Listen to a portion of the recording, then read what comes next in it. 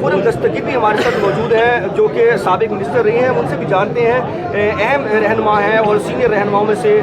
شامل ہیں یہ نون لیگ کے۔ بالکل خرم دستگیر صاحب، آپ بتائیے گا کہ کیا جو اب موجودہ پالیسیز ہیں تمام منسٹری میں وہ کہاں سے چل رہی ہیں اور کیا وہ صحیح سمت میں متعین ہیں؟ ایک سال کا نتیجہ تو یہ ہے کہ پاکستان میں معاشی طور پر، سفارتی طور پر، سلامتی طور پر ایک انہدام ہوا ہے، ایک کلیپس ہو گیا ہے پاکستان کی ریاست۔ اور جس طرح یہ حکومت جو ہے اپنے فاشزم میں پاکستان کے تمام اداروں پر حملہ آور ہے، اس کا نتیجہ ایک سال میں اچھا نہیں نکلا اور مزید بھی اچھا نہیں نکلے گا۔ یہ اس کو کشمیر کو جو بھارت نے ہڑپ کیا ہے، میری ابتدا ہوگی، یہ 1971 کے بعد پاکستان کی تاریخ کا سب سے سنجیدہ سفارتی اور سلامتی کا چیلنج ہے، لیکن حکومت اس چیلنج سے بھی ابھی تک نمٹنے سے بالکل ناکام ہے، کیونکہ اس کا سارا فوکس جو ہے وہ اس بات پر ہے کہ اپنے انتقام کیسے لینا ہے، ہم نے اپنے سیاسی مخالفوں کو متون کیسے کرنا ہے۔ باقی وزراء پارلیمان کے فلور پر جو ہے متون کرتے ہیں اور ان کا پورا فوکس جو ہے قوم کی فلاح یا غریبوں کی خدمت کی بجائے صرف اپنا بغض اور انتقام کی آگ جو اس کو ٹھنڈا کرنا۔ خرم دستگیر صاحب، یہ بھی بتائیے گا تمام قیادت جیلوں میں ہے، آپ کیا دیکھتے ہیں کس لیگی رہنما کی، اہم رہنما کی اب گرفتاری ہونے جا رہی ہے اور آپ کی گرفتاری عمل میں کیوں لائی نہیں گئی، کیا وجہ اس کی جانتے ہیں آپ؟ جی، ایک تو یہ ہے کہ علم نجوم کے ماہرین جو ہیں وہ محترمہ جو وزیر اطلاعات ہیں وہ ہیں،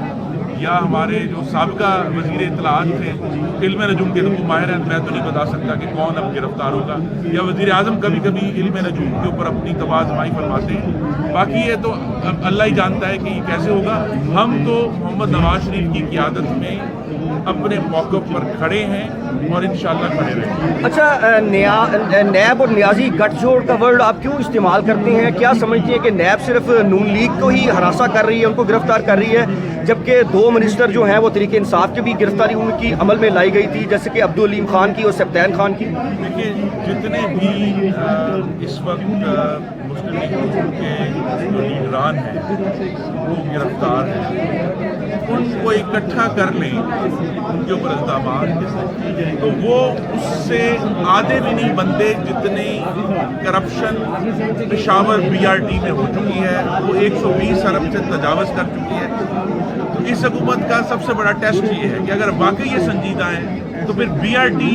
پلان کرنے والے، بنانے والے، اس کا اپروول دینے والے اور جن کی وہ حکومت تھی وہ سب جیل میں ہونے چاہیے۔ جی بالکل، آپ نے سابق منسٹر خرم دستگیر صاحب کی بھی بات سنی ہے، پرویز رشید صاحب جو کہ سابق وزیر اطلاعات و نشریات ہیں، آپ نے ان کو بھی بالکل سنا اور انہوں نے کس طریقے سے جو ہے وہ حکومت کی جو پالیسیز ہیں، جو خارجہ پالیسیز ہیں، جو کشمیر ایشو پہ ہیں، اور انہوں نے یہ بھی بات کی کہ بالکل جو کہ ایکسٹینشن تھی آرمی چیف کی، وہ کیا ایک نیا یوٹرن عمران خان کا ثابت ہوا۔ اس کے علاوہ محمد زبیر صاحب نے بات کی، کیپٹن صفدر صاحب نے بتایا کہ وہ بالکل ڈٹے ہوئے ہیں اور اگر اور بھی گرفتاریاں کوئی ہونے والی ہیں تو ان سے وہ ڈرتے اور گھبراتے ہرگز نہیں ہیں۔ جی